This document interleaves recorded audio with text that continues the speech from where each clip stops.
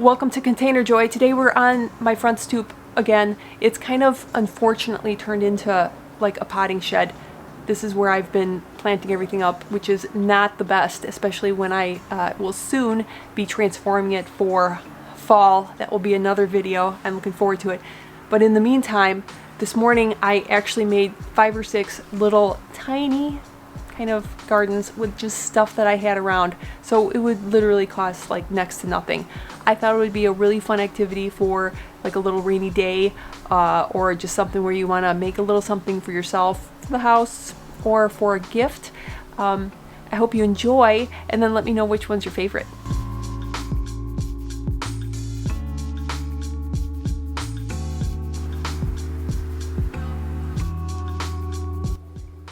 Now keep in mind, these gardens are very, very simple, and a number of them do use baby's breath. I like to use it because of its tiny little size. Depending on what you're designing, it can either be a large scale or a small scale. You'll see in a little bit. But this first garden is the simplest, and it's really just a miniature like potted flowers. And I'm using little alder cones, which look like tiny little pine cones. It's, like I said, a very simple garden, and I have a bunch of these. I don't know if you do, the little terracotta pots kind of laying around. And yeah, it's just a little tiny garden. Miniature garden number 2 is actually a new home for my little kind of neglected Palea aquamarine, and this is a plant that sat on my stoop all summer long. It hasn't gotten any bigger or any smaller, really. It's just sat there because I just haven't done anything with it. It was even in its little plastic container pot. And these little pumpkins I got from Dollar Tree, you get like 10 or 12 of them on a long little stick. I broke the sticks to make them shorter and just use them as little picks. Now looking at this, it kind of bugs me. I wish I would have painted or changed out the stems, because the stems obviously wouldn't be glittered as well, but I'll leave that go. And I use a lot of moss. I've had bags of different kinds of moss for years, and I just reuse it over and over, so it costs next to nothing. And I just thought it was kind of a little tiny like planter. And I have a rock collection. I don't know if you do as well, but this is a perfect situation to use like some favorite rocks. These, or this is another option too. Just sky's the limit, whatever kind of rocks, or you can even use little pieces of driftwood or other stones, just depending on what color or style you want. That's what makes miniature gardens so much fun, is you can make them just however crazy you want.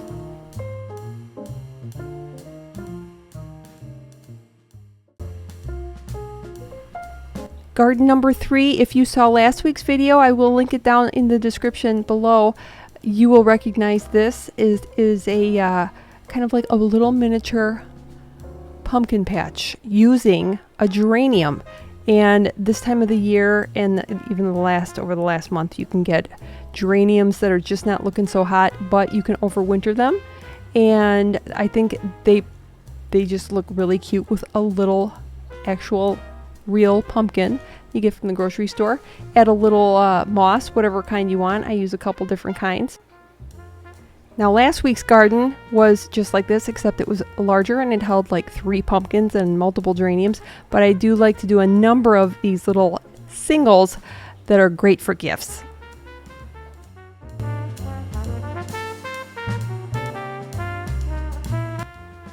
Garden number 4 is a miniature version of, yes, my front door planter. It's what I consider a fancy schmancy planter, just shrunk down to a teeny tiny size, almost like for your desk. And instead of using one of my favorite things for fall is to use the ornamental cabbage or kale. I think it's so beautiful. And what would be the miniature version? That's right, an echeveria.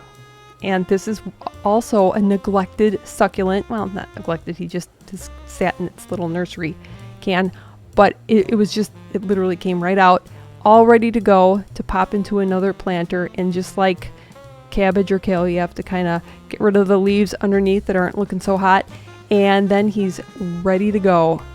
So cute. And I just love these pale kind of pastel colors too for fall. And then I took other just random succulents that I had around. You can also get them at the, look at this. I already cut off 3 of the 4. It was a little 4-pack, which I really like. And this is one of my favorites. It's called Firestorm, I think. Is that right? Yeah. And it gets a nice red kind of color. And I just kind of planted them around, alternating different colors. And it's really just, these are all these gardens are just everything that I had on hand. So you may have something different. Maybe your planters look different. You can use little terracotta pots, really anything whatsoever. And just whatever you have laying around, or if you do happen to go to the garden center, a lot of them still do have these succulents left over. And then I like to put in the center for a dramatic kind of focal point would be an air plant. And that little dude just kind of hangs out right on the top. This is one of my little propagation things. It doesn't look very attractive. It's just in an old egg carton, and just eggshells really that serve as planters. And that gets my little starts all ready to go. And then I can pop them into cute little planters like this. So fun to do something like this. And then of course, just like a real planter would have, you'd have little pumpkins stuck in.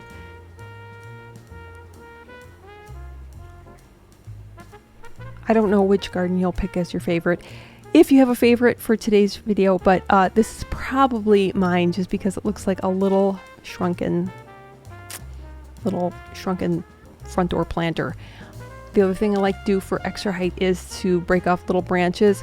I'm a sucker to get any of these glittered branches that the grocery store sells every year. I have them in every color.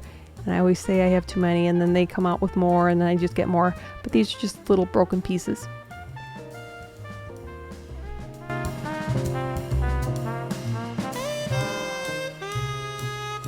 Number 5 is this little garden. I'm recreating it. I've had one made just like this for a couple years, and it's just one of those things that glass jar, what do you call it? A little glass dish that I think you get at Costco, like little dessert things. They come in a 4-pack or something. And I would always keep these, not knowing what I would want to do with them. And they make the perfect size for a little tiny garden. Of course, you don't have to do anything with it because this is just baby's breath. And I get these every year in like the pale orange and the yellow because it looks like fall colors. And you just let it dry out. I don't water them or anything, and they just look like trees that have lost most of their leaves. And then I use the little glass chips and blue sand, just blue craft sand, and the little glass chips were from the Dollar Tree, and it looks like some water. And I just happen to have this little random bridge, which of course you could recreate, either get at your fairy garden section or create out of polymer clay or air dry clay, and then just some reindeer moss to kind of serve as little like bushes or greenery in the background. And I've had, like I said, I'm recreating this, that I had the same exact one for the last 2 or 3 years, and every time I look at it, it just looks so cute. Looks like a little almost that little section of Central Park. That's what it always reminds me of. I don't know why.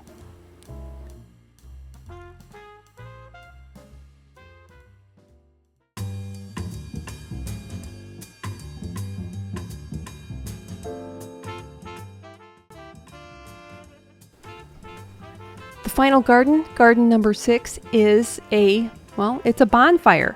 And I've created these over the years in different variations. I've made them much smaller, made them larger. You can do a complete camping scene. That would be really fun with just the bonfire being part of it. All it is a shallow pot that I had. And these are the little birchwood that I happen to have. I would probably prefer something that was whole as opposed to halved. I have no idea why I have halved birchwood. But I like to kind of set it up with just a few pieces to kind of resemble a bonfire, and then leave the one side open so I can kind of fill in with whatever I have. And this is saffron, and I get this from our local Jewel, just in the floral section, and they always seem to have some, which is, when I finally saw these, I was like, what are those? But they're really cool. They're dried, so they've lost their green color. Now they're more of like a yellow, kind of just pale color, which blends in with the birchwood. And then a battery operated tea light. I would highly recommend that you get the ones that you can use a remote control, because then you don't have to pull it out every time you want to turn it on or off. And then you can completely put it into the soil better than I did. But I happen to be fortunate enough to have a half-dead boxwood, so I decided, I was one day walking past it and said, that looks almost like it's like flames. Of course, you can use whatever you have. I'm just using what I have, but the cool thing about the saffron is that it stays that orange-red color, which, looks like flames, looks kind of cool. And then just the little boxwood pieces, thought would be kind of fun. Just whatever you have, and to cover that little tea light, and I'll show you in a little bit. It looks really cool when it gets dark out as well, but really fun to have outside, maybe on your porch, or even inside on a shelf. They are fun to make. And then, of course, more baby's breath, because it looks just like little tiny flames. And there you go. So thank you so much for watching. I hope you enjoyed it. Just kind of fun little things to do, make little gardens, especially on rainy, chilly days. And I'll see you next week.